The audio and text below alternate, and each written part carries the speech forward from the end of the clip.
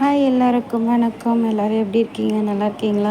எல்லாருக்கும் வாழ்த்துக்கள், தை திருநாள் வாழ்த்துக்கள். நம்ம தமிழ் வருட பிறப்பு எப்படி கும்பிடுவோம்னா, நம்ம பாரம்பரியமாக கும்பிட்றது மாதிரி தான் எனக்கு தெரிஞ்சதை நான் பண்ணுறேன். நானும் ரொம்ப வருஷமாக பண்ணிகிட்ருக்கேன்.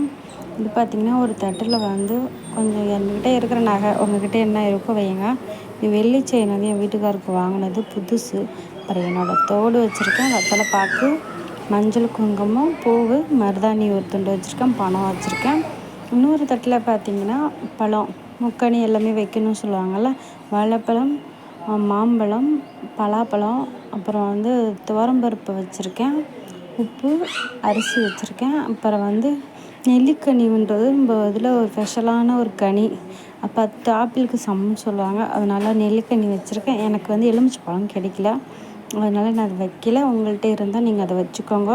இதை வச்சு இன்றைக்கி நான் நல்லபடியாக அழகாக சாமி கும்பிட்டேன். நைட்டே வீட்டில் எல்லாமே ரெடி பண்ணி வச்சுட்டேன். காலைல 4 மணிக்கெலாம் எழுந்துட்டேன். டக்குன்னு எழுந்து சாமியை கண்ணாடி முகத்தில் முழிச்சிட்டு சாமி கும்பிட்டுட்டேன்.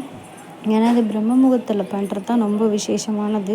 காலையிலே எழுந்து அதை பார்க்குறது நம்ம வீட்டில் செல்வம் அதிகரிக்கும்னு சொல்லுவாங்க, நம்ம குடும்பம் நல்லா இருக்கும்னு சொல்லுவாங்க. அதனால் அது மாதிரி இது பண்ணிட்டேன். எல்லாம் முடிச்சாச்சு. அப்புறம் என் பசங்க ஒவ்வொருத்தவங்களும் வந்தாங்க. எல்லாம் பண்ணிவிட்டு அப்புறம் இது காலையில் சாமி கும்பிட்ணுல்ல, சக்கரை பொங்கல் வச்சுட்டு வடை பண்ணியிருந்தேன், மெது வடை பண்ணியிருந்தேன்.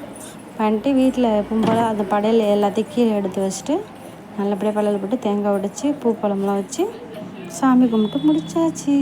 உங்கள் வீட்டில் இதுமாரி பண்ணியிருந்தீங்கன்னா ரொம்ப நன்றி. குழந்தைங்கள்லாம் இருக்காங்கன்னா அவங்க பக்கத்தில் வச்சு எல்லாமே சொல்லி கொடுங்க. அவங்க வளர்ந்தா நம்ம பாரம்பரியத்தை தெரிஞ்சுக்கிறதுக்கு ஒரு நல்ல வாய்ப்பாக இருக்கும். இந்த வீடியோ பிடிச்சிருந்தா லைக் அண்ட் ஷேர் பண்ணி சப்ஸ்கிரைப் பண்ணுங்கள். அப்போ தான் நம்ம வீடியோ போடுறது எனக்கும் ஒரு இன்ட்ரெஸ்ட் இருக்கும். புது யூடியூபர் கொஞ்சம் சப்போர்ட் பண்ணுங்கள். தேங்க்யூ.